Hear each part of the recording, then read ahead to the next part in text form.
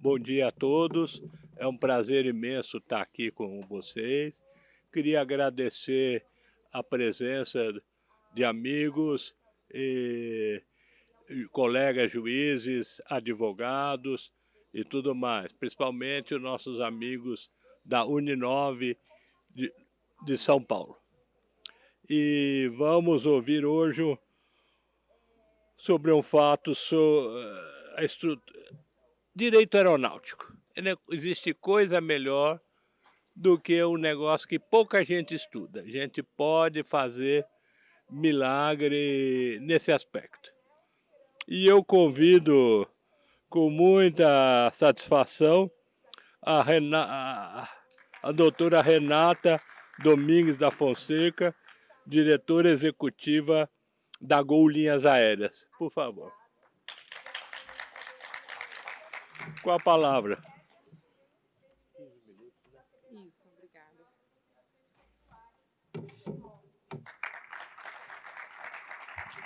Ai, está parecendo cuidadora de velhinho.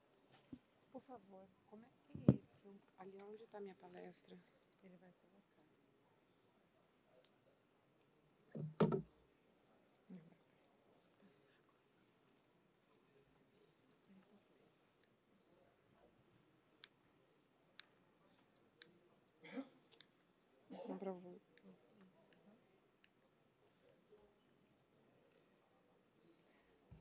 Então, bom dia a todos.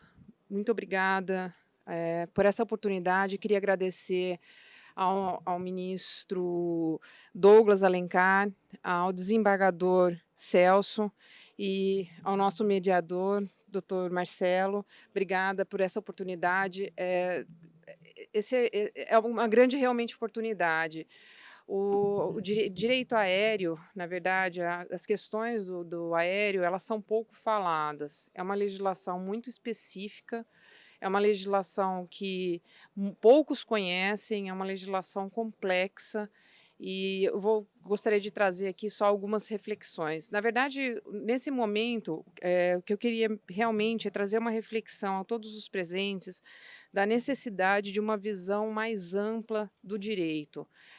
Não existe a possibilidade de hoje, nesses dias de hoje, até depois de toda a pandemia que vivemos, de guerras que nós estamos vivendo, de simplesmente você desassociar a questão do direito à questão econômica.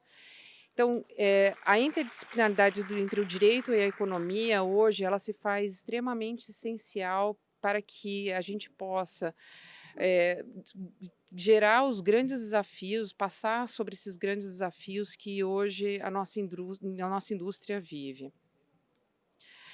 Bom, eu trago aqui como uma contextualização para todos alguns pensamentos, e aí até do ministro Fux, a respeito dessa questão da análise econômica do direito, que nada mais é uma escola de pensamentos que busca, a partir da amplificação de ferramentas de microeconomia, auxiliar e propor desenhos normativos mais adequados e eficientes para que os valores de direitos socialmente desejáveis sejam implantados.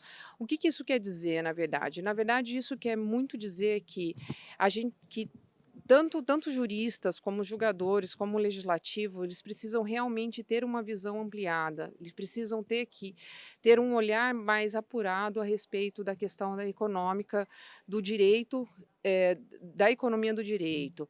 Quando a gente fala aí de alguns pensadores, quando a gente fala, por exemplo, de Kant ele separou o direito das outras ciências. Eu vejo que isso está realmente ultrapassado, que nós precisamos hoje ter uma visão muito clara a respeito da economia e como que isso reflete nas decisões. Aqui eu trago uma evolução das normas que trazem essa questão da interdisciplinaridade entre o direito e a economia. Então, a gente vê a própria norma do direito brasileiro, a introdução da norma do direito brasileiro, ela foi alterada em 2018 para trazer essa conexão entre o direito e a economia. Então, ela faz essa conexão entre os artigos 20 a 24 e traz nessas esferas do administrativo, controlador e judicial, que não se pode decidir só com valores jurídicos, abstratos. Existe a necessidade de você olhar para essa questão econômica. E existe essa evolução do direito. A evolução do direito ela é capaz de olhar. Se a gente verificar, por exemplo, as recentes alterações que tiveram hã, na própria legislação da CLT, como o negociado sobre o legislado, que em vários painéis já se falaram sobre isso, sobre o trabalho intermitente, o próprio teletrabalho. O teletrabalho, antigamente, ele existia, lógico, ele, até na própria Gol, eu trabalho na Gol há 15 anos, então na própria Gol já existia o teletrabalho, mas a gente tinha um problema sério do teletrabalho com relação à insegurança jurídica. O que era o teletrabalho? E com essa modificação depois da norma, isso trouxe uma segurança jurídica importantíssima aí para as empresas. Bom, eu queria trazer aqui, eu passei rapidamente sobre esses pontos, mas o que eu queria realmente trazer aqui, algumas discussões e os impactos que isso trazem nas empresas aéreas. A gente tem algumas discussões, por exemplo, a própria cota de aprendizes, que não é discussão do próprio setor aéreo, vou trazer algumas questões do próprio setor aéreo, mas a própria cota de aprendizes, né?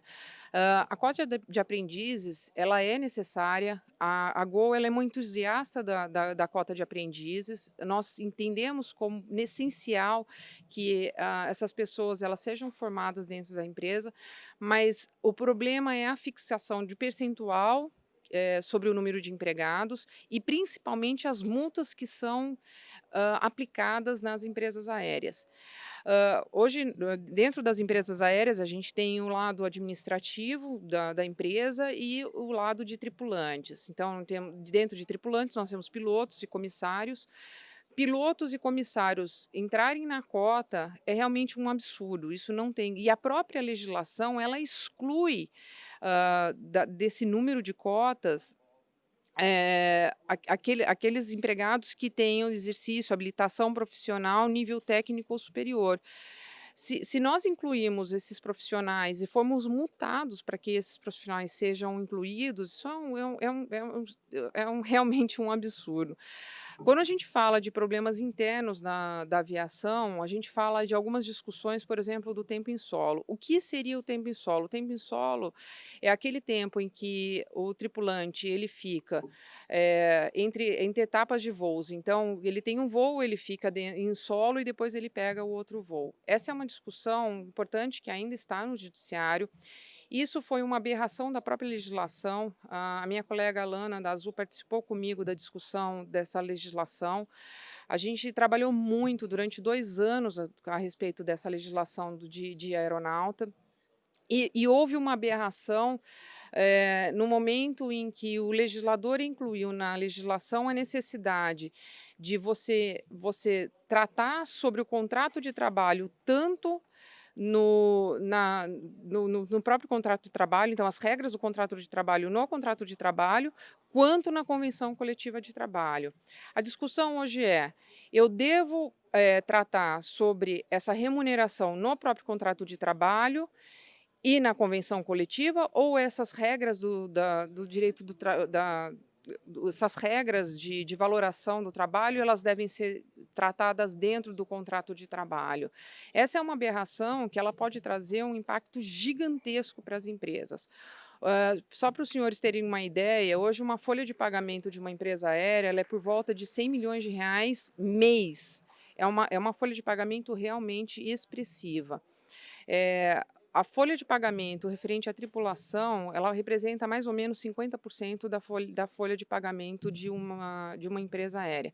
Então, os senhores imaginam, uma decisão sem olhar o contexto econômico, uma decisão sem ter aqui uma visão mais apurada do que há com as empresas aéreas e o que acontece hoje com as empresas aéreas, você traz aí um problema financeiro estrondoso. Então, se você considerar que 40% de aumento numa folha de salário em uma só ação, é realmente aí um impacto econômico gigantesco. Essa é uma decisão que ela está ainda sob júdice.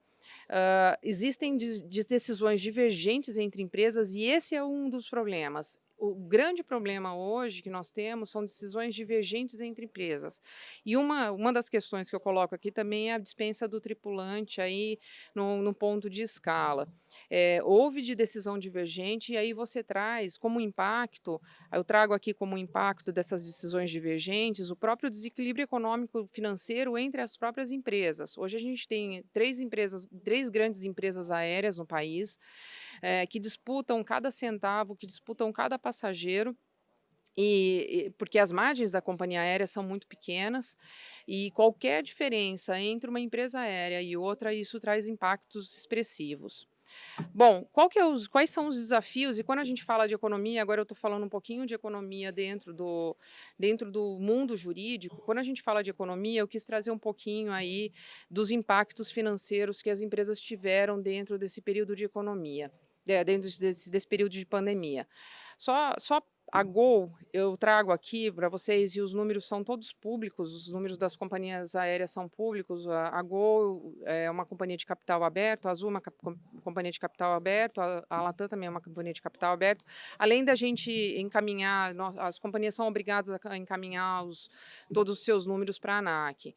Mas só para os senhores terem uma ideia de impacto, entre o começo da pandemia, que a gente fala do segundo trimestre da pandemia, até o terceiro trimestre, aproximadamente, de 2022, a Gol teve uma perda de receita de R$ 20 bilhões. É um número realmente expressivo e que traz aí, que eu sempre digo em todas as minhas falas, porque além de diretora jurídica, eu tenho também o cargo de relações institucionais, então eu trago isso para todos os nossos stakeholders. Além esses R$ 20 bilhões, eles não somem. O problema é o custo. Então, desses 20 bilhões, vocês vão dizer assim: não, Renata, tá bom, mas os custos não continuaram, pelo contrário, os custos continuaram.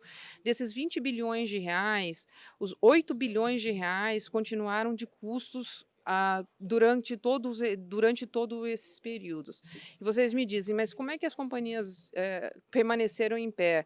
Porque, na verdade, nós não tivemos aí, durante esse período da pandemia, nenhum auxílio econômico, diferente de outros lugares do mundo que tiveram auxílios econômicos do governo. Nós tivemos alguns pontos de alteração de legislação, flexibilização, na verdade, de legislação, mas nenhum com relação a auxílio econômico. Vocês vão me dizer, mas como é que as companhias aéreas se sustentaram durante esse período? O que eu posso dizer pela Gol, né, que a gente contou aí muito com a questão de fornecedores, então rolagem de dívidas, para que a gente pudesse realmente continuar sobrevivendo nesse país, né.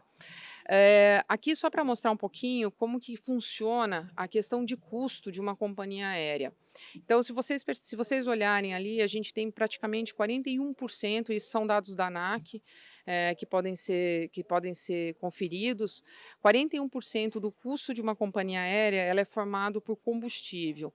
O combustível na pandemia, ela cresceu absurdamente. Nós tivemos em 2018 um aumento absurdo do combustível, mas se a gente voltar à época, a gente verifica aí a cotação do dólar, era aproximadamente R$ 2. Aí a gente teve aí um aumento até US$ 140 o barril, num dólar a cinco reais. Então, os senhores imaginam o quanto que isso impactou as empresas aéreas. A gente tem aí mais ou menos 12% aí de folha de pessoal, então eu disse o valor aí de custo de pessoal, e demais custos que eu posso falar, mas o principal ali também que vocês podem olhar é com relação a condenações.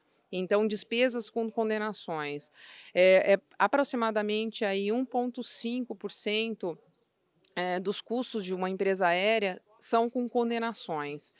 Tudo isso, pessoal, assim, se a gente for olhar realmente o que impacta, é lógico que é o combustível, mas esse 1,5% de custo de condenação, isso é no Brasil, é uma total distorção com todos os lugares do mundo. Então, se vocês verificarem em outros lugares do mundo, esses custos aqui realmente saem fora total do sentido.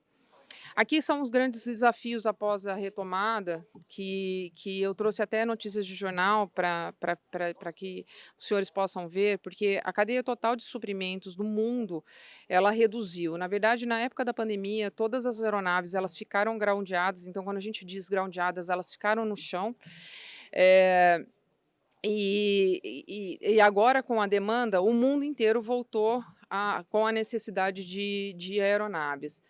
Então, hoje nós temos um problema sério no mundo de entrega de aeronaves, nós temos um problema sério no mundo de entrega de motores, nós temos um problema sério no mundo com questões de entrega de peças.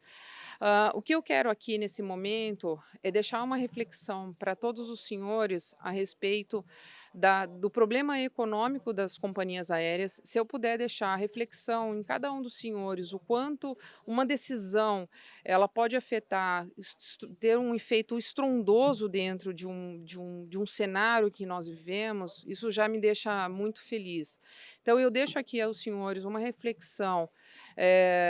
E eu não quero passar do meu tempo, trago aqui a conclusão, já está finalizando o meu tempo, mas deixar aqui para os senhores uma reflexão séria a respeito do fator econômico e que as empresas aéreas hoje vivem, e o custo de condenações que as empresas aéreas vivem, inclusive na esfera trabalhista. De novo, vou repetir, e não gostaria de ser repetitiva, mas eu gostaria de repetir para que isso fique bem centrado aí para todo mundo.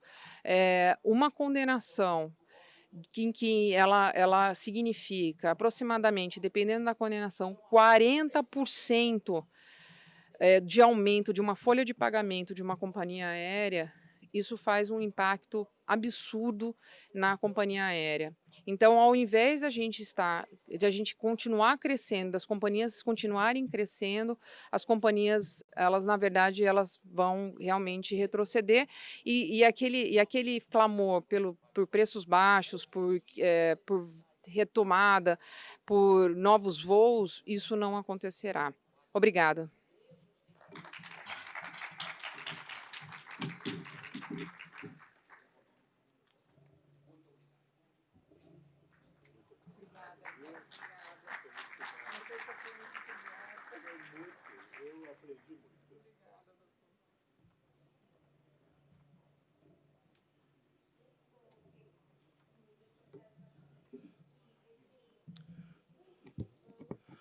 Agora, eu queria apresentar com muita alegria a nossa colega Alana Cristina Sack, gerente jurídico da Azul Linhas Aéreas, formada pela PUC de Campinas, com pós-graduação no COGEAI e gestão de negócios na Fundação Dom Cabral.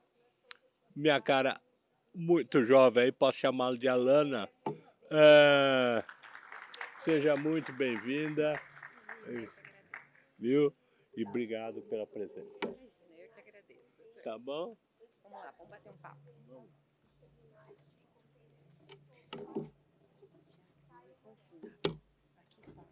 Aqui passa, aqui volta.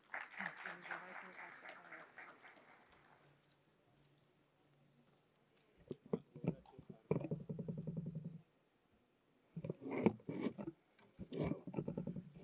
Todo mundo me ouve? Legal. Bom dia a todos. Eu queria, em primeiro lugar, agradecer imensamente o convite de estar aqui e, principalmente, a oportunidade de poder falar com vocês sobre duas paixões, que são o direito do trabalho e a aviação. Essa semana, eu completei 13 anos de aviação. E eu posso dizer para vocês, sem sombra de dúvidas, que quem trabalha na aviação é muito apaixonado pelo que faz. E é por isso que eu decidi falar sobre isso, paixão, falar um pouco de segurança e falar também de direito. Óbvio, focando no direito do trabalho. Existe um certo fascínio em falar de aviação, e eu não sei explicar muito bem por quê, mas existe uma mágica em voar e em fazer alguém voar. E o desejo de trabalhar na aviação, ele começa desde muito cedo. vendo um familiar fardado, um conhecido, um vizinho, assistindo um filme famoso com um personagem marcante, ou mesmo vendo o fluxo de aeronaves decolando e pousando. Mas trabalhar na aviação é muito mais do que paixão, é muito mais do que esse desejo. Trabalhar na aviação requer muita dedicação, muito estudo, muito desenvolvimento e principalmente muito treinamento, porque tudo na aviação é pautado na segurança. Acredito que todos, ou praticamente quase todos que estão aqui, chegaram através de uma viagem de avião. Foram atendidos por um agente de aeroporto, despacharam sua bagagem, foram recepcionados por um comissário ao entrar na aeronave, conseguiram olhar da janelinha do avião o mecânico de manutenção fazendo algum cheque, escutaram o comandante da aeronave falando alguma instrução, tempo em rota, temperatura. Mas o que eu queria falar para vocês é que todo esse complexo de pessoas que na Azul já são 15.500 tripulantes, que a gente chama todo mundo na Azul de tripulante, em 163 aeroportos, 163 localidades, todo esse complexo de trabalhadores é apaixonado pelo que faz e está reiteradamente em treinamentos de capacitação e aperfeiçoamento, sempre em busca de segurança operacional. Eu trouxe um vídeo aqui para mostrar para vocês que eu acho que resume bem o que eu falei até agora. Eu sou o comandante Enio Dexheimer. Eu sou o comandante Fabrício Dexheimer. Eu sou o comandante Felipe Dexheimer.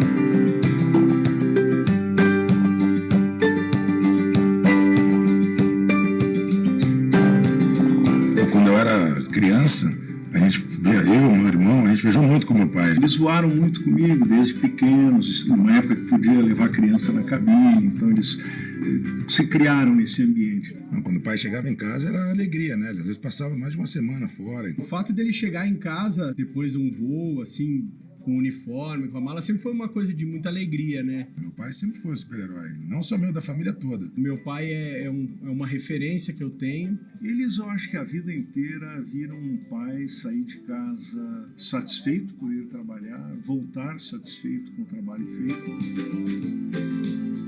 A gente fica, assim, às vezes um pouco surpreso, né? Porque eu não sabia que eles gostavam tanto assim. Eles sempre brincaram muito de avião, eles acabaram com a minha frota de maquetes. Ele nunca teve influência direta de falar, ou sugerir, ou recomendar que a gente seguisse por essa área. Foi mais pelo exemplo mesmo. O meu primeiro avião comercial, né, o DC-3, e o último, com o qual eu me aposentei, o Boeing 777. A primeira vez que meu pai voou comigo profissionalmente, ele voava outro equipamento.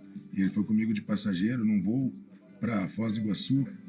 É forte, né? É muito forte essa coisa de voar com o filho, né? A gente conduziu eles, cuidou deles a vida inteira, agora a nossa vida está na mão deles, né? Isso tem um simbolismo muito forte. Ele foi nosso professor na faculdade e quando ele entrou na Azul, a gente foi professor dele. A Azul tem um centro de treinamento fantástico aqui em Campinas. Eu me surpreendi com a qualidade do atendimento que aquele grupo dá para os seus funcionários. A importância que a Azul dá para o treinamento dos seus pilotos é muito grande.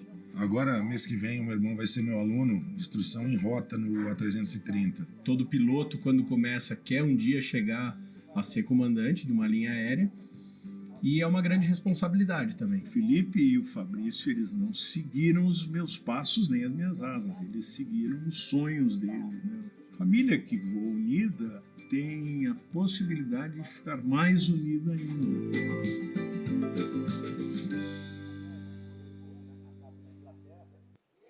Eu achei interessante trazer esse vídeo para vocês, porque ele linka bem o que eu estou falando de paixão, né, de começar desde muito cedo essa paixão pela aviação, e também todo o link com treinamento e segurança. E eu queria falar com vocês sobre segurança.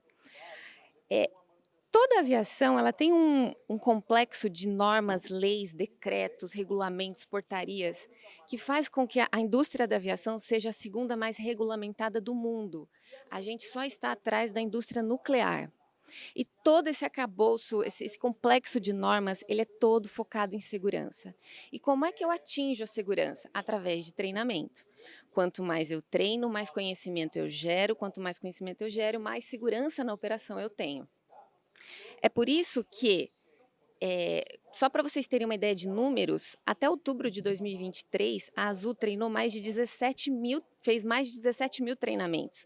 Isso quer dizer que uma pessoa pode ter feito mais de um treinamento só até outubro de 23, que totaliza 900.000 horas treinadas. A aviação todos os números da aviação são gigantescos. Assim, a Renata trouxe alguns números aqui, e os números de treinamento, de capacitação e de segurança são gigantes.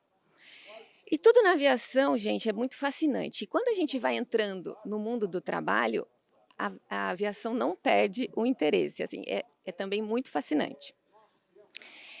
Em 2017, como a Renata falou, a gente participou ativamente da construção, da redação da nova lei do aeronauta. Só que ela só teve plena vigência em 2020. E é por isso que eu queria dizer para vocês. A nova lei do aeronauta é uma lei bastante recente, a gente tem pouco tempo de aplicação dela. E ela trouxe uma inovação legislativa que nunca experimentado pela legislação trabalhista, que é a possibilidade de eu modular uma jornada de trabalho com base no gerenciamento de risco de fadiga humana. Deixa eu voltar. Nenhuma outra indústria possui essa preocupação nesse detalhe. Outras profissões possuem a preocupação com fadiga. A gente pode falar dos motoristas profissionais, a gente tem os atendentes de telemarketing, que tem a ANR, que limita, mas nenhuma entrou nesse pormenor de estudo do gerenciamento do risco da fadiga humana. Então, só para vocês, vai ser só uma pincelada, viu? Porque é uma lei muito incrível e muito legal de estudar. Mas a lei ela trouxe dois agentes novos no estudo e no impacto da regulamentação de fadiga, que são a agência reguladora e o sindicato profissional. E qual que é o papel da agência reguladora, né? No nosso caso, a ANAC? O legislador transferiu para a ANAC o direito de legislar, de modular um sistema de gerenciamento de fadiga humana. E esse sistema, a própria lei, no seu artigo 19, ele traz que deveria ser feito com base em normas e regulamentos internacionais, dados e coletas de dados científicos, dados e estudos científicos. E, por outro lado, o que a ANAC fez, então? Com base nisso, a ANAC fez o Regulamento Brasileiro da Aviação Civil 117, o que a gente chama de RIBAC 117, com base em tudo isso que eu falei para vocês. E, ao mesmo tempo, o legislador trouxe o sindicato profissional para acompanhar a implantação do gerenciamento de fadiga para dentro da empresa. Então, a gente pode perceber que a legislação trabalhista, ela seguiu o mesmo preceito da segurança aérea, que é de criar camadas e mecanismos de proteção para que a fadiga do trabalhador não seja um risco para a aviação. De modo muito, muito rápido, o que eu vou falar para vocês é: gerenciar a fadiga é aliar a segurança da operação com o bem-estar dos tripulantes. E o que a lei fez, só para vocês entenderem? Ela fez o seguinte: ela não obrigou nenhuma empresa aérea a ter um sistema de gerenciamento de fadiga. Ela falou o seguinte: quem não tiver, a empresa que não optar por ter, vai seguir uma restrição de jornada, vai ter uma jornada de trabalho mais curta. E a empresa que tiver um sistema de gerenciamento de risco de fadiga homologado pela ANAC e acompanhado pelo sindicato, vai poder usar uma tabela de jornada que vai levar em consideração, por exemplo, oportunidades de sono, horário de início da atividade, quantidade de pousos, tempo de repouso anterior. E, ao mesmo tempo, a lei ela previu limites para essa flexibilização. Ela falou o seguinte: caso o sistema de gerenciamento chegue a uma jornada que ultrapasse 12 horas e reduza o intervalo de repouso, essa jornada só vai poder ser implementada na empresa se tiver instrumento coletivo. Então, de forma muito rápida, assim, muito superficial, obviamente, o que eu queria trazer para vocês é que esse é um modelo mais flexível de regulação jurídico-laboral. E esse modelo se adaptou muito bem com a aviação. Por quê?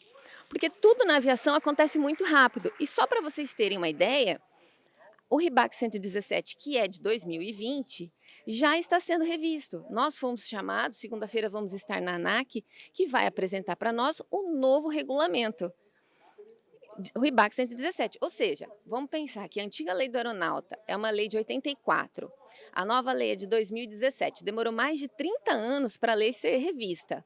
O RIBAC 117, que é menos de 3 anos, já está sendo revisto. Por quê? Porque novos dados estão sendo feitos, a coleta de novos dados, agora com dados e experiências da nossa malha, qual a sensação de cansaço dos nossos tripulantes. Então, essa possibilidade de revisão mais ágil do nosso regulamento traz muito mais essa possibilidade de adequar a segurança, qualidade de vida, e a competitividade e produtividade. Enfim, era isso que eu queria falar com vocês. Acho que foi um pouquinho rápido, mas em linhas gerais era isso. Muito obrigada.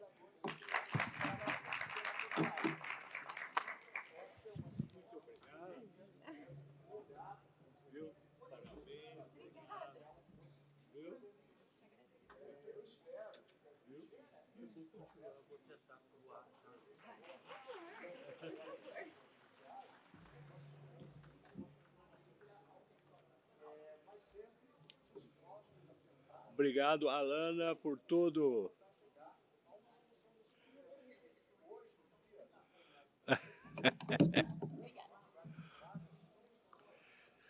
Por tudo, pelas lições. Obrigado também a representante da Gol. Vamos ouvir agora o Dr. Bruno Bartijotto, representante da Latam. Tá certo? Dr. Bruno é diretor jurídico da Latam, é formado pela Universidade Federal do Rio de Janeiro, MBA em Economia e Direito pela FGV, societário e governança corporativa. 25 anos de telecomunicações, aviação. O doutor Bruno é uma pessoa polivalente em tudo que faz. Doutor, muito obrigado pela sua presença, vai ser um prazer. Muito obrigado. Prazer. Ana, com a palavra.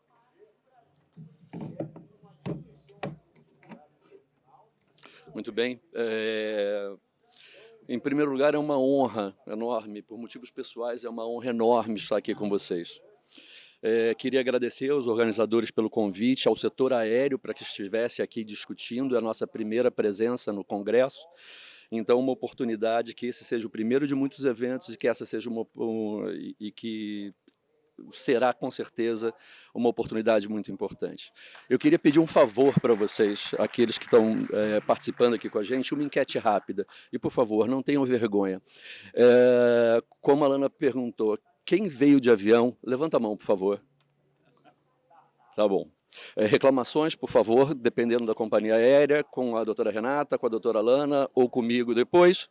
Eu vou ter o maior prazer em explicar os motivos dos atrasos de ontem em Guarulhos, tá? Vamos lá, eu tenho 2 objetivos principais, e o primeiro objetivo é apresentar para vocês a complexidade do setor aéreo, algo que já foi passado um pouco pela Alana, já passou um pouco pela Renata, e peço depois que o Hacklander também, com muito mais propriedade, me complemente. O doutor Marcelo tem razão, eu sou polivalente, eu sou o mais novo do setor de aviação aqui, tenho só 5 anos, passei por petróleo, passei por muitos anos por telecomunicações, passei por eletroeletrônicos, E eu preciso fazer aqui uma homenagem ao sindicato também. É o sindicato mais preparado de todos esses setores que eu já passei, sem dúvida nenhuma o sindicato mais preparado e que representa melhor seus associados, o SNA. Fica me devendo essa, Raclanda. Vamos lá. Bem, na Latam, a ideia é que nós fazemos com que os sonhos cheguem aos seus destinos, e aí mais uma vez a palavra segurança, sendo atencioso e sustentável. Mas vocês vão ver que nessas palestras do setor de aviação, segurança aparece sempre muito. A complexidade. No nosso caso, somos praticamente 19 mil funcionários no Brasil, transportamos alguma coisa em torno de 2,6 milhões de passageiros, aqui está 3, um pequeno erro, por mês, e estamos presentes em 146 destinos. E isso traz um pouco a complexidade. Eu gostei muito de ver o setor ferroviário antes falando, achei interessantíssimo. Tem muitos pontos em comum. Acho que a grande diferença é que tem mais 2,5 milhões de pessoas que viajam com a gente também. Então isso torna tudo um pouco mais difícil. Uma diversidade de funcionários muito grandes. Nós temos, e aí passando por manutenção, passando por a parte de carga, o centro de controle de operações, a parte de manutenção pesada, a parte de manutenção de linha, o despacho operacional de voo, o check-in, todas as áreas, e um time enorme que trabalha embaixo das asas dos aviões. Temos uma equipe especializada em segurança, que são os comissários de bordo. A função deles principal é garantir a segurança a bordo, e finalmente os comandantes e copilotos. E aqui eu tive um aprendizado e um cuidado de chamar de comandantes e copilotos. Eu tinha um péssimo hábito de chamar de pilotos e copilotos, então aqui foi um aprendizado nesses últimos tempos também.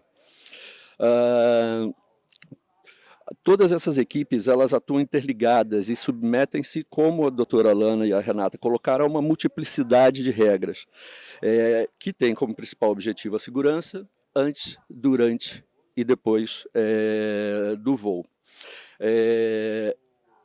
E sempre preparados para a resolução de problemas e contingências.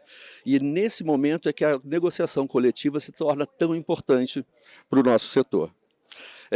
Nesse cenário, a gente traz então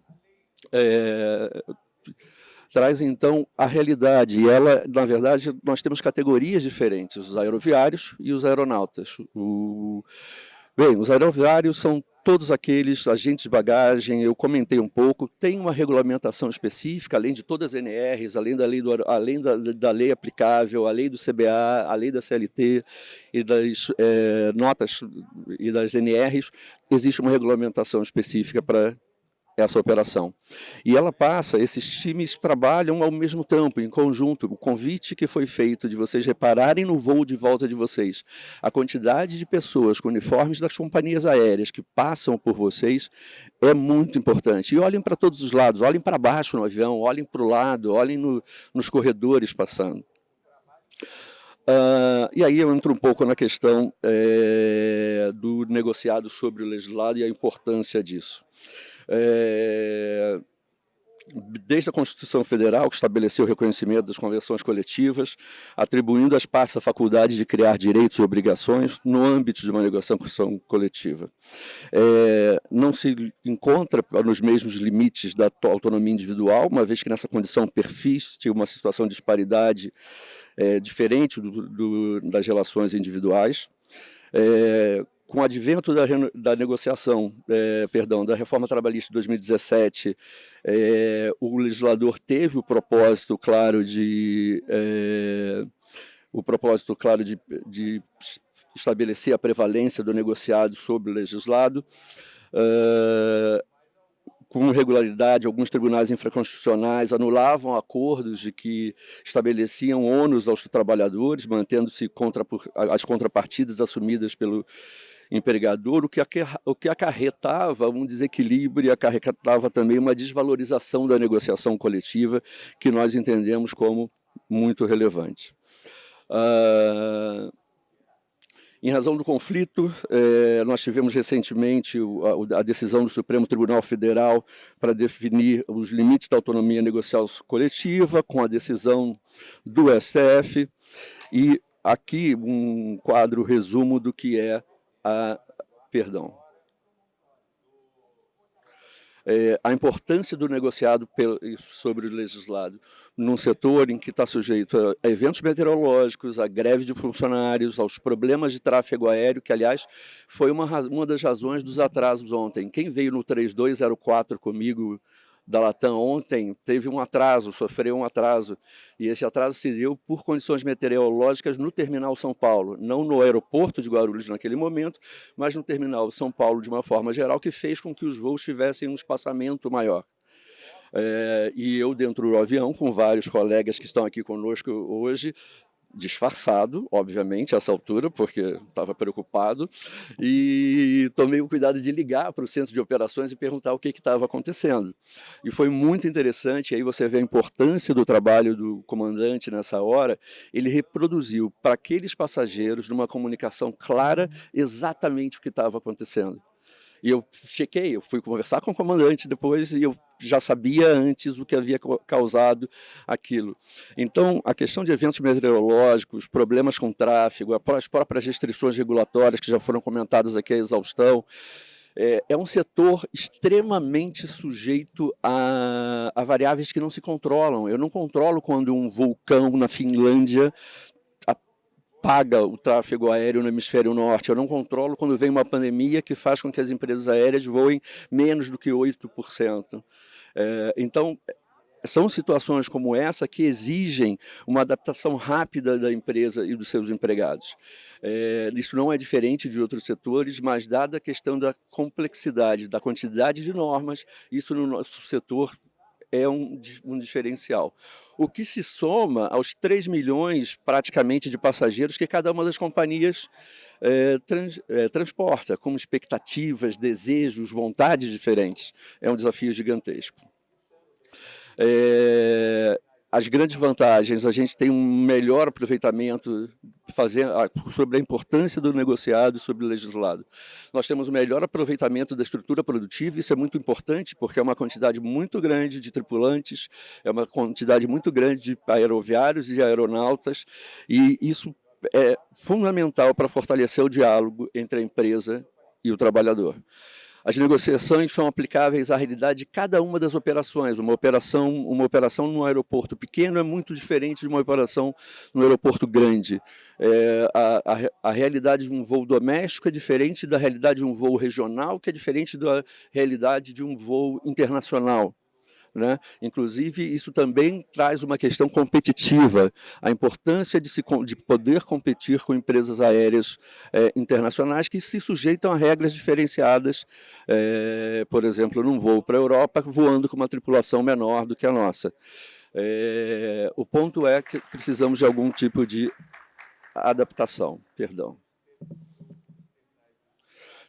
Eu comentei sobre a competitividade com empresas estrangeiras, comento agora também sobre a agilidade e a velocidade de se adaptar à realidade econômica daquele momento. Nós passamos pela pandemia, a minha empresa passou por um processo de recuperação judicial em Nova York e hoje mais forte, seguimos bem, mas é necessária essa adaptação porque é um setor sujeito a muitas variáveis que ninguém controla. Eu dei alguns exemplos, mas existem muitos outros. Isso pode gerar um aumento de produtividade e também a diminuição dos custos empresariais. Em aviação, custo é algo fundamental, é aquela história de ser igual à unha. Se você não corta um pouco, ela cresce.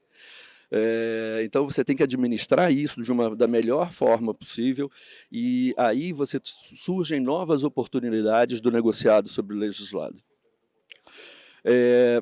Para onde vamos? Acho que a gente tem uma oportunidade única, e aí agradecendo ao Douglas, ao Marcelo, ao Celso, de talvez criar fóruns específicos para aprofundar as discussões sobre o futuro e desafios do trabalho no modal aeroviário, que esse seja o primeiro de muitos encontros nos quais a gente possa discutir isso com mais profundidade. Importantíssimo também fortalecer o negociado sobre o legislado no âmbito de acordos coletivos de trabalho. É fundamental reduzir o número de litígios e promover a pacificação social. Para que vocês tenham uma noção, isso se aplica ao civil, mas se aplica também ao nosso trabalhista e não é diferente de outros setores. O Brasil responde por 98,5% de todos os processos do Grupo Latam no mundo. E aí eu posso dizer, tanto cíveis quanto trabalhistas. Então, é muito difícil ter uma situação tão atípica. E o Brasil é responsável por 98,5% dos processos no mundo e é responsável por 99% dos custos com indenizações consumeristas, de uma forma geral, os custos que vêm aqui. Acho que a Renata comentou um pouco sobre isso. É fundamental promover a sustentabilidade econômica para todo o setor aéreo, esse é um pouco os desafios que nós temos pela frente. Quer dizer, convido vocês a voar, convido vocês a continuar voando conosco. Agradeço, termino aqui talvez um pouco mais rápido do que eu havia me programado e devolvo ao Dr. Marcelo a palavra.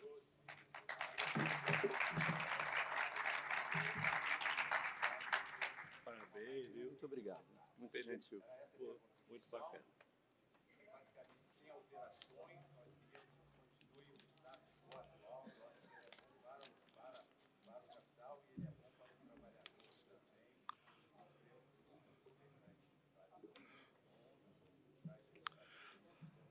Agora vamos trazer um jovem que é presidente de um sindicato histórico, Sindicato dos Aeronautas Brasileiros, que tem longa história nesse país, fez muito já por todos nós, na territorialidade que marca o território. E bem-vindo, meu caro Henrique Wagner, viu? Com a palavra.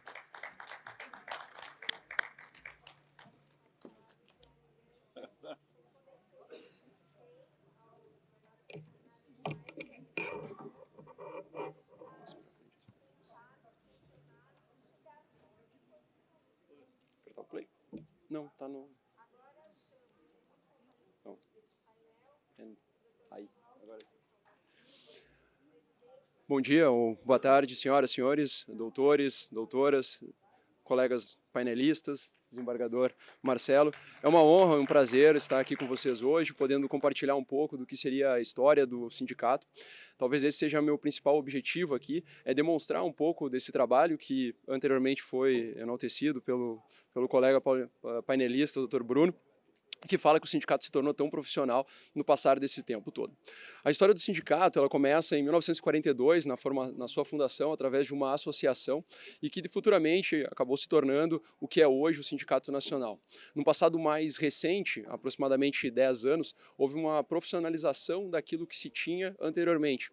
Pessoas com uma visão mais profissional, talvez até mais focada e endereçada ao que traz essas novas regulamentações e legislações, tomaram o sindicato para, então, sim, tornarmos isso mais profissional e cada vez mais atuantes. Nós sempre buscamos aqui trazer melhorias na regulamentação. E talvez um ponto que já tenha sido debatido pelos meus colegas painelistas anteriormente é exatamente a nova lei do aeronauta, as alterações do RBAC 117, mencionado pela doutora Alana, e hoje, mais recentemente, a aposentadoria especial. Eu pretendo, de forma muito sucinta, talvez, pincelar alguns desses itens com vocês aqui hoje, até para trazer esse esclarecimento do que é o Sindicato Nacional, do que são os aeronautas no país e qual é o seu nível de representatividade sobre todos esses temas que hoje são tão em voga. Começando a falar um pouco sobre a lei do aeronauta, e já mencionado pelos meus colegas, vocês devem entender que essa lei do aeronauta ela foi renovada agora em 2017, mas a anterior ela era de 1984, ou seja, se trouxe aqui uma modernização.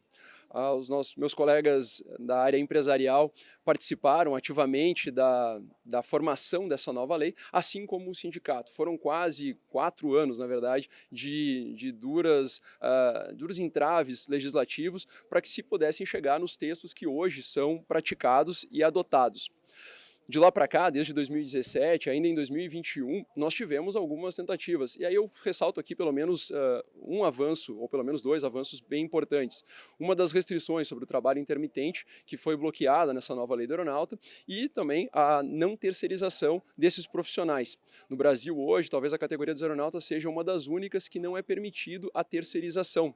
E quando eu falo de aeronautas, e esse é um ponto bem importante, aeronautas são todos aqueles que trabalham embarcados em aeronaves, ou seja, nós estamos aqui falando de mecânicos de voo, uma profissão quase extinta, e hoje nós temos pouquíssimas aeronaves que ainda requerem um mecânico de voo a bordo das aeronaves.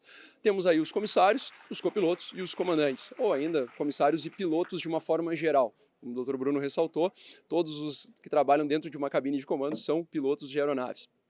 Essa mudança na lei, ela veio e ela trouxe essa não terceirização. Mas, obviamente, que o Poder Legislativo ele trabalha de forma muito dinâmica e constantemente nós temos tentativas através de projetos de lei para alterações e até mesmo para que possam possibilitar essa terceirização. Em 2021, nós tivemos um projeto de lei chamado MP 1029, que trazia a possibilidade de terceirização para órgãos da atividade governamental.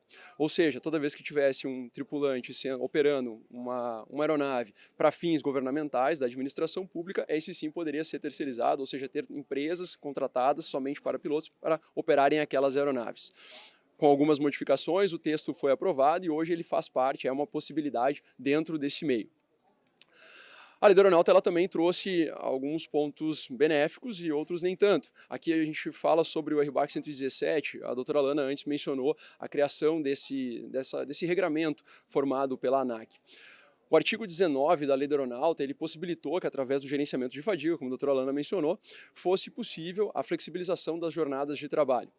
Um pouco diferente do entendimento empresarial é de que o sindicato, a participação do sindicato nesse ponto, ele vem de encontro aos acordos e convenções coletivas que são necessários juntamente com a aprovação da ANAC, que tem aí como condão, como órgão regulador, a responsabilidade de verificar a parte de segurança de voo, a parte que está de acordo com as normas mundiais assim adotadas.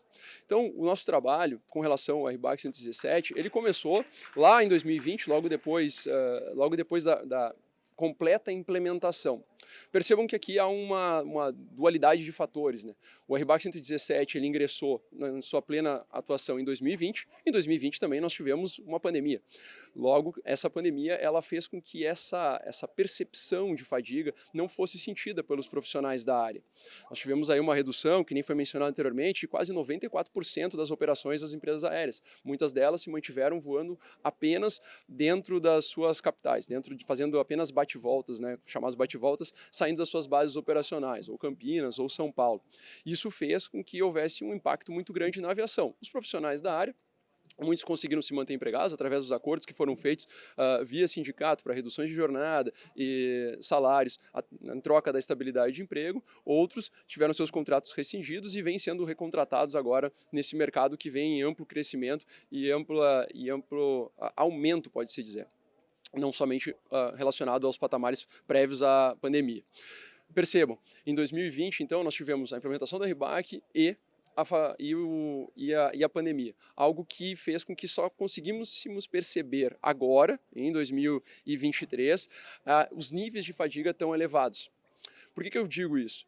Recentemente, no início desse ano, o sindicato promoveu, e esse é um dos trabalhos, não somente na parte jurídica, na parte legislativa, é um trabalho também de safety, temos um departamento de safety focado nisso. Fizemos uma pesquisa, onde nessa pesquisa foi identificado a percepção de fadiga por parte dos tripulantes. E alguns números foram muito gritantes, onde mais de 90% dos tripulantes alegam que não se sentem plenamente descansados durante as suas atividades. Muitos deles alegam que em algum momento já tiveram pequenos lapsos, pequenas quedas de sono durante as suas operações. Algo que é muito preocupante, ainda mais quando se trata de responsabilidade de aeronaves, responsabilidade pela vida de outras tantas pessoas. Esse é um trabalho importante que foi feito por dentro do sindicato e vem sendo feito. Essa movimentação da ANAC e até mesmo do órgão regulador para que fosse alterado esse RBAC 117 tem relação com o dinamismo da aviação, conforme mencionado na palestra anterior, mas tem relação com a pressão gerada pelos próprios trabalhadores para que houvesse uma modificação nesses números e no formato. Essa possibilidade de flexibilização de jornadas, por muitas vezes, se utilizada de forma não tão convencional, traz com que haja um aumento nos níveis de fadiga e, consequentemente, um aumento do risco à segurança de voo, algo que é indesejado tanto por companhias, tanto por trabalhadores. Quando a gente fala da aposentadoria especial para além da lei da aeronáutica, num passado mais recente, um dos grandes entraves, uma das grandes batalhas do sindicato é que seja novamente reconhecido os agentes nocivos inerentes à aviação como agentes que possibilitem a aposentadoria especial. E isso se deu através de alguns projetos de lei. Recentemente, no Senado, nós tivemos o projeto de lei 245, que possibilitou, então, ou reconheceu a pressurização como um agente nocivo à aviação, e isso foi encaminhado para a Câmara dos Deputados, onde ainda tramita. O sindicato ele acompanha assiduamente ou diariamente todo esse trabalho do Poder Legislativo. Temos assessorias parlamentares focadas em entender tudo o que acontece dentro do Poder Legislativo e que altera a vida dos tripulantes. Esse talvez seja um dos principais trabalhos do sindicato. Quando a gente fala de sindicato, muito se tem essa visão de ser algo trabalhista, algo que está sempre no Poder Judiciário, está sempre entre aspas, briga com as empresas. Pelo contrário, nós tivemos sempre uma intenção de tentar a formulação de acordos, meios que pudessem possibilitar uma melhor aplicação das normas atualmente vigentes. Bom, eu pretendo falar pouco, mas pretendo chegar quase na minha conclusão. Quando eu falo do futuro da aviação, se fala muito sobre novas normas, novas legislações e o que isso pode trazer para a aviação. Como eu disse, nós mantemos sempre um olhar atento ao que vem de mais novo no mercado. Muitos aqui já devem ter ouvido falar, e eu vi em outros painéis, que se fala da uberização. Na aviação isso não é diferente. Hoje nós já temos projetos de leis que mencionam a uberização para o setor aéreo, algo que nos causa uma certa preocupação. Afinal de contas, a aviação, por mais que ela possa ser individualizada, o piloto possa pilotar uma aeronave, um piloto privado, um avião executivo, a aviação ela é um setor coletivo. Nós temos um espaço aéreo onde temos aí inúmeras aeronaves voando e sofrendo todo e qualquer impacto do aumento ou da não profissionalização de pessoas que estariam inerentes ou imersas nesse meio. Nossa preocupação com a uberização e com a terceirização ela é sempre muito corriqueira. Um outro ponto que nós ingressamos mais recentemente foi numa campanha mundial. A campanha mundial é essa proporcionada pela IFALPA, Organização Internacional de Pilotos, aonde se traz a não utilização de 2 pilotos. Hoje o que nós temos no mercado internacional, quando se fala de indústria de aviação, é uma tentativa por parte da indústria da criação de aeronaves onde pudessem ser operadas somente por um único piloto. Percebam, tudo na aviação, e aí eu posso afirmar com propriedade, tudo na aviação, ela tem um sistema de backup. Seja o sistema de ar-condicionado, seja o sistema pneumático, seja o sistema de freio das aeronaves, tudo é composto de pelo menos dois sistemas. Os pilotos também. Os pilotos, eles são 2 exatamente para o caso de um deles não falhar ou não estar nas suas plenas funções para exercer aquela atividade naquele momento. E isso pode acontecer, acontece com todos aqui, seja ele através de cansaço, problemas fisiológicos, problemas familiares em casa. Por esse motivo, se operam com 2 pilotos.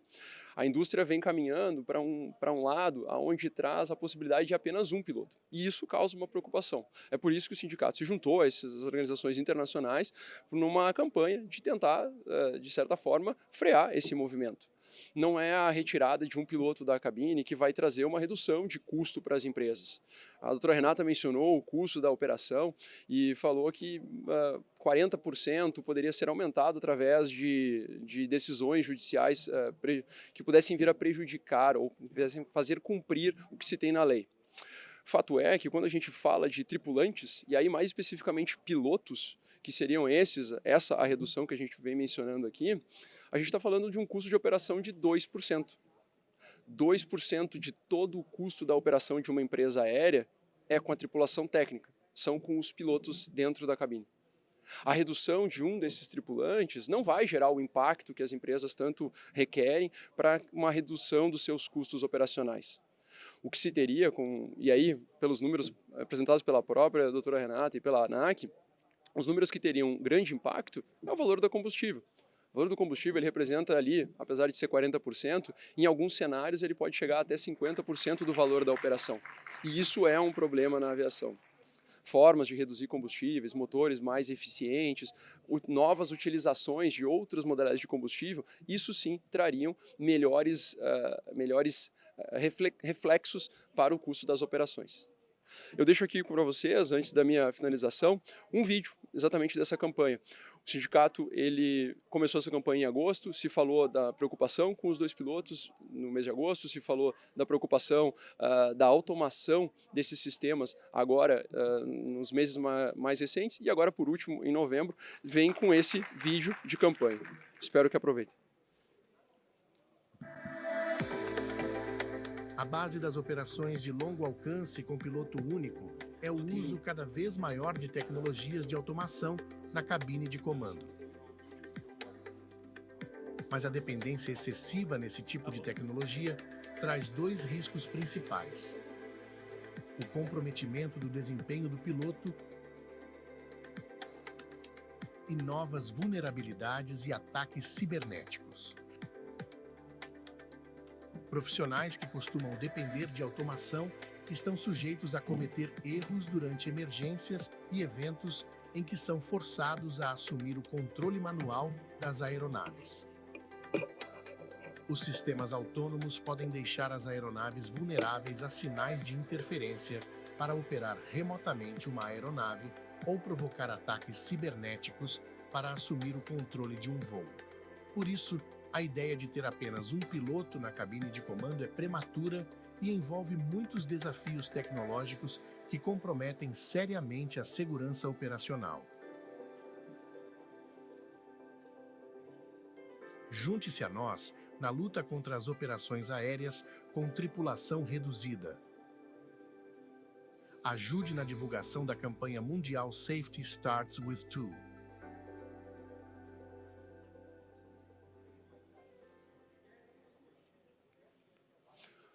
O que eu tinha na minha apresentação de hoje era isso. agradeço aos organizadores do evento pelo convite. Foi uma honra estar aqui com vocês. Espero que tenham aproveitado e, seguindo a risca as tripulações e o que diz, termino a minha palestra no tempo previsto. Obrigado. Muito obrigado, viu? Gostei muito. Viu? E qualquer coisa, lá em São Paulo estamos a sua ordem. Muito obrigado. Tá bom?